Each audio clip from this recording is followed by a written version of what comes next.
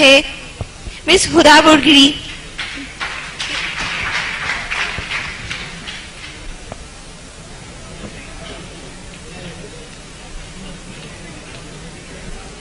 عزت نفس کسی شخص کی محفوظ نہیں، اب تو اپنے ہی نگہبانوں سے ڈر لگتا ہے. ڈنکے کی چوٹ پہ ظالم کو برا کہتی ہوں، مجھے سولی سے نہ زندانوں سے ڈر لگتا ہے.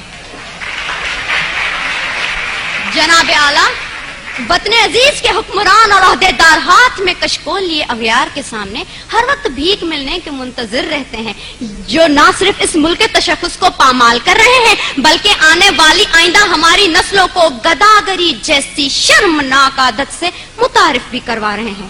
تاریخ میں ایسی کئی قوموں کے قصے رقم ہیں جن قوموں نے مسلط کے نام پہ اپنے سروں کو جھکا کر دستے سوال بلند کیا اور بعد میں جن کا انجام بازار میں بکنے والے سفید جسموں کی مانند کمتر اور حقیر بن کے ابھرا. ایسا ہی کچھ حال وطن عزیز کا بھی ہے.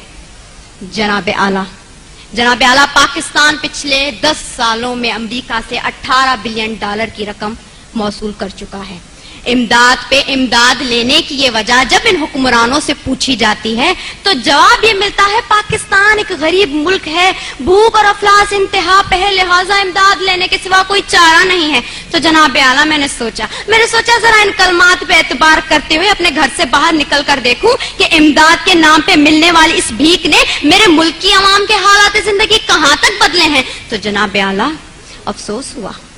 بہت افسوس ہوا. کہیں میں نے بھوک سے بلکتے معصوم بچوں کی آوازیں سنی تو کہیں پہ میں نے وزراء کے فرنگی کتوں کو سیر ہوتے دیکھا، کہیں پہ میں نے بازار میں بکتی آدم کی بیٹی دیکھی تو کہیں پہ میں نے وزیر اعظم کے تن پہ لاکھوں کا لباس دیکھا، کہیں پہ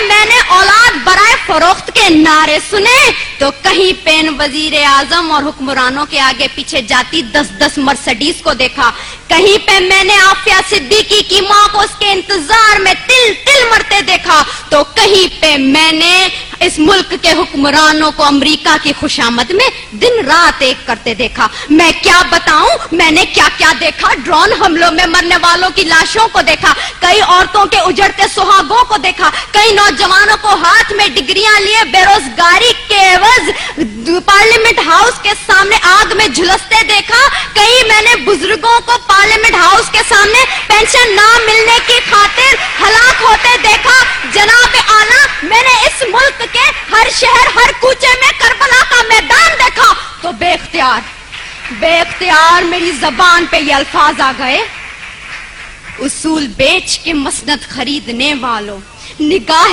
اہل وفا میں بہت حقیر ہو تم، وطن کا پاس تمہیں تھا نہ ہو سکے گا کبھی کہ اپنی حرص کے بندے ہو، بے ضمیر ہو تم.